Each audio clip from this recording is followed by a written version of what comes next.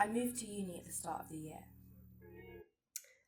These shots of Wilma packing away were produced using a tripod, and it was so that the focus was on her and the camera was still, because it's more of a calm environment, as this was before she went to uni and everything changes for her.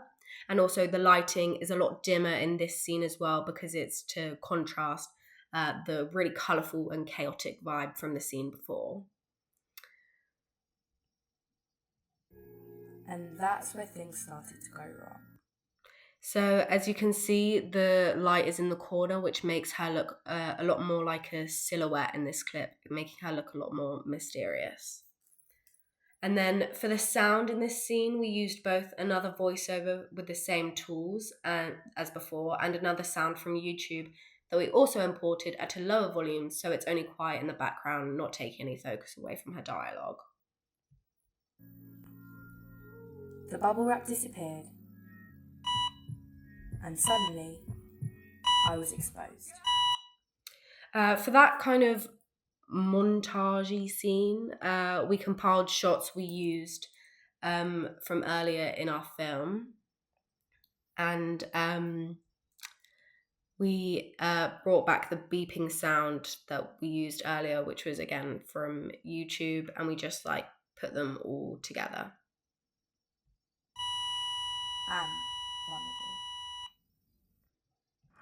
So we faded out on Premiere Pro that clip of Wilma into this now skyline shot, which was filmed by Leo. He just used his phone camera for this.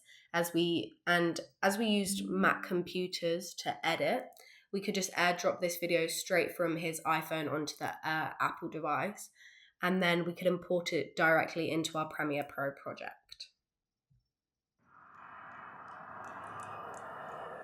So as you can hear, there are some cars in the background, and this sound is actually from the next scene, which I'll play in a second.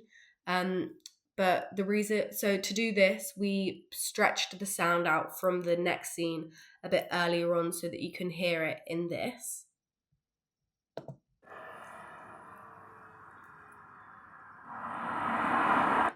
But as you can hear, when we're in the next scene, the sound is significantly louder. And to do this, we just increase the volume on Premiere Pro. And so it just highlights that we've zoomed in, because now we went from a long shot where the sound was much quieter to a close-up medium shot. And the sound is much louder, to just show that we've kind of zoomed in from afar into our character.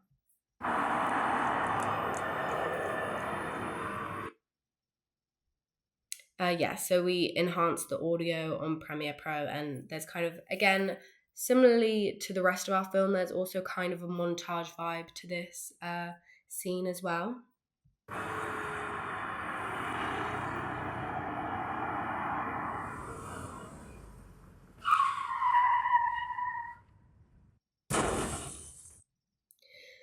Okay, so to achieve this crashing audio, we imported a sound that we found on YouTube and synchronized the sound to make it sound like it was continuing from the real audio.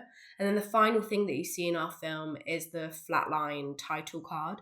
This was made on Photoshop. We typed out the word flatline really simply, and then using a pen technique, just drew the green glowing line around it to make it look like a monitor that is alluded to throughout the whole film, with the beeping, the hospital scenes, and then finally this.